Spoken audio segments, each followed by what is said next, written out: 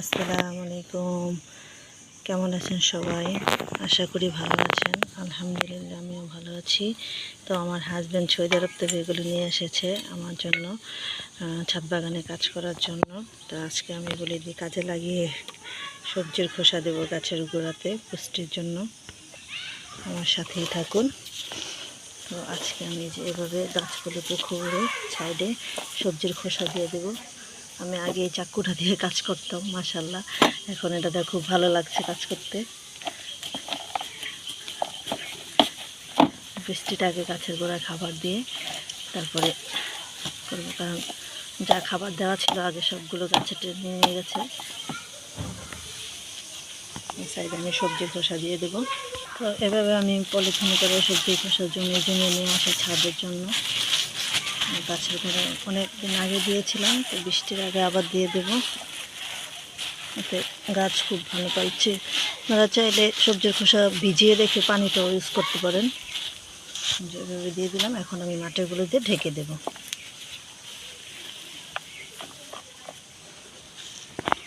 মাটি দিয়ে যে সুন্দর করে ঢেকে দিলাম।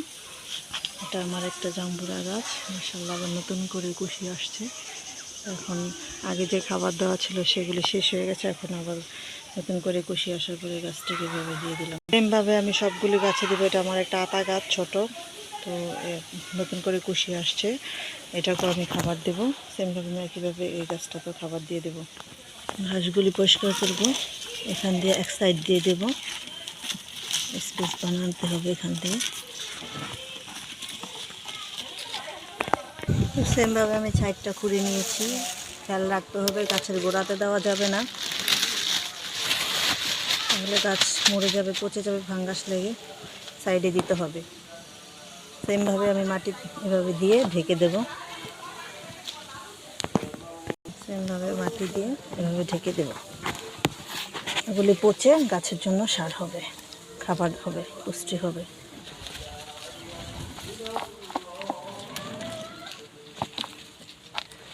এগুলি দেওয়ার 15 দিন 1 মাস পরে আমি আবার নতুন করে খাবার দেব।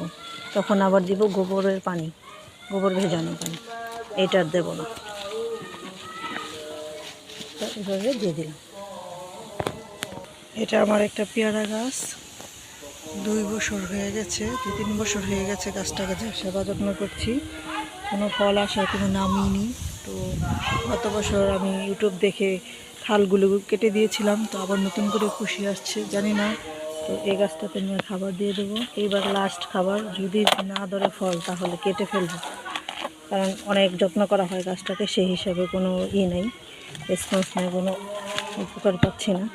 তো আপনারা যদি কেউ কোনো পদ্ধতি জেনে থাকেন কমেন্ট করবেন। এই গাছটার গোড়া একদম জাম হয়ে আছে, এটাকেও খাবার দিতে হবে সেমভাবে।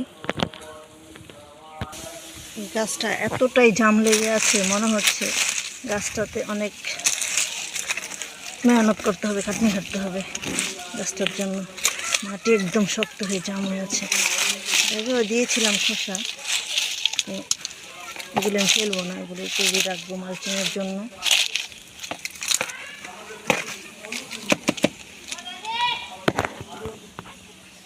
তো এই গাছটা প্রচুর খাবার খায়, প্রচুর পানি খায়, কিন্তু ফল দেওয়ার নাম নেই।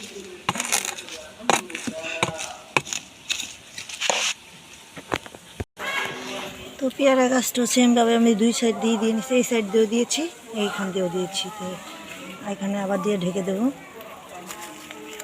ভালো থাকবেন সবাই। আসসালামু আলাইকুম।